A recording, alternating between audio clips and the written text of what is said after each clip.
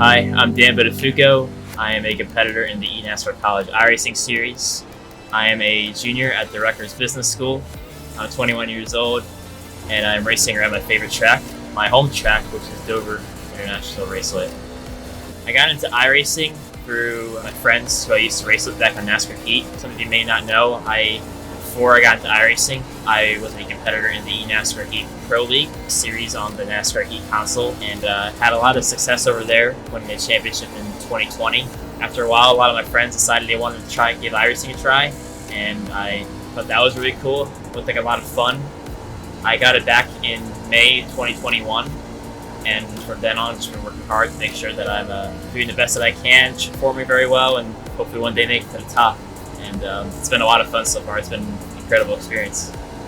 Some of my favorite things about iRacing, well, I would say there's a lot of favorite things. I think just the immersion factor, not only just from being in the cockpit and just having that sense of speed, but also too just the how involved it is. One of the biggest components that I had to learn was tire management.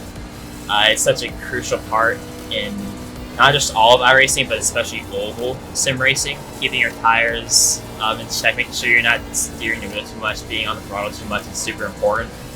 Also, too, the competition. The competition is super fierce. It's super competitive. If you make one little slip up, it can cost you so many positions, whether in qualifying or in race.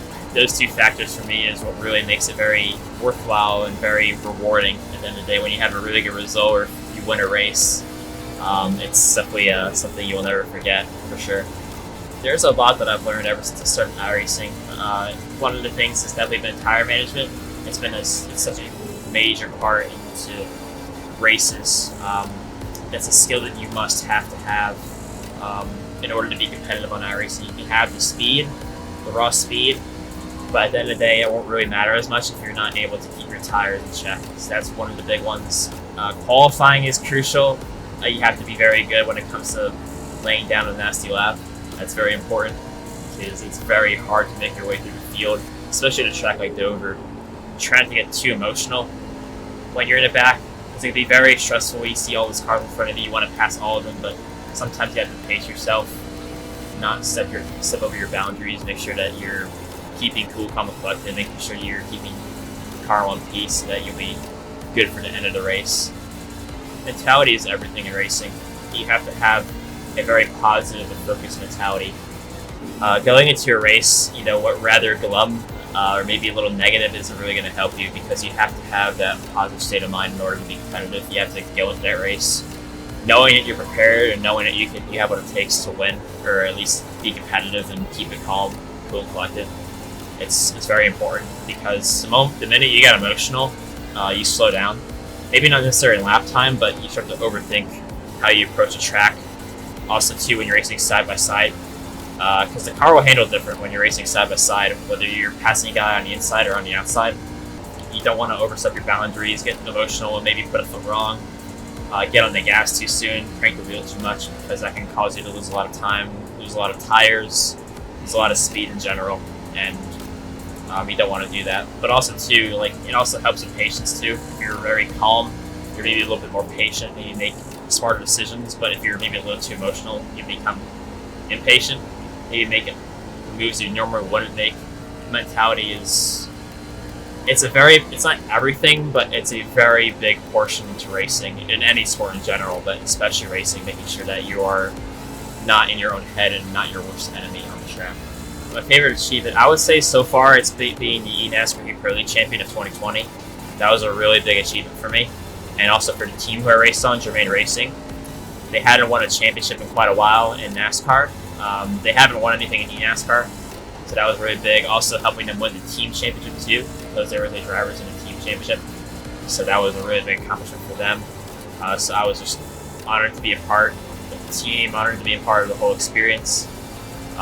It was a long 16-race season, and the finale, the 3 races back to back all in one night. So in a playoff knockout format. So it was definitely a rewarding feat. I have a lot of goals in iRacing. I think my first one, first of all, I want to take it step by step. Next goal would be try to make top 70 Road to Pro. So that's the next stepping stone to try to make the Coke Series, and then After that, try to make the Pro Contender Series, and then try to make Coke. But that's a long ways into the future. I want to take it step by step, make sure I'm not rushing myself. Obviously, don't want to be too complacent, but I don't want to, get over my head. I want to still stay focused and take it race by race. That's the right approach to take for such a long and grueling season. So, yeah, that's pretty much my long-term goals, at least for 2022 and moving forward. But yeah, that's my plans for this year. I have a lot of favorite drivers. Aaron Senna is my favorite driver. He unfortunately passed away around 28 years ago. I'd love to race against him, but I would love to race against some of my favorite drivers in NASCAR, like Kyle Larson, Chase Elliott, Kyle Busch. Kyle Busch would be a really cool one to race against. Guys like Briscoe, even I would say even Bobby Labonte, Dale Earnhardt Jr. Dale Earnhardt Jr. was my favorite driver growing up when I was a little kid. Back when I first watched the Cars movie, the Pixar Cars movie, he was in that movie, and I guess I picked up on it when I started watching NASCAR that he was a real race car driver, so I became a fan of his. There's some of my favorite drivers who I would love to race against. I'd say a big stretch. It's very hard to get into real racing. I think there is potential per se, maybe for some people to get into racing through sim racing, but that's, I think, a long ways away. For me personally, it's more than just like the sim racing aspect in a way. I feel like to get into actual racing, I needed to have started 10 years ago. In order to be really competitive in actual real racing, in stock car racing, I would have had to start when I was like 9, maybe even younger than that, and probably need to be in actual race cars when I was like 15, 16. I'm 21 years old. I feel like that's already past that opportunity. If I did get that opportunity in the future, that would be really cool. I would definitely take it, but it's probably a little unrealistic with my financial state. It takes a lot of backing in order to get into that. But also too, I think more than anything, it's just I would be starting late in my 20s if it ever happened. So for a lap around Dover, this is my home track. Not one of my strongest ones. I don't know if you can tell, but pretty much Dover, you kind of want to have a diamond line. Essentially, you want to make sure that you're not wrapping the bottom all the way around, because that's kind of killing your right front. Make sure that you enter high, bring it down low, bring it back up to around the middle of the track, then slowly put back down the throttle, bring it back down to the low side and off of turn 4 here. Let's go into turn 1. It's almost like a roller coaster sensation when you go down to turn 1 here. Bring it back up, then bring it back down low a little bit. I don't have a lot of experience in this track, so my line isn't perfect. But essentially, you bring it back down low, open up the wheel, then bring it back down low again off of turn 4. If you do a little better job. Yeah, it's about it, really. Don't have any other form of social media yet. Plan on Twitch streaming soon, but I don't really have that up and running yet. Take the opportunity to thank everybody here for the great interview, and hopefully there will be more of these to come.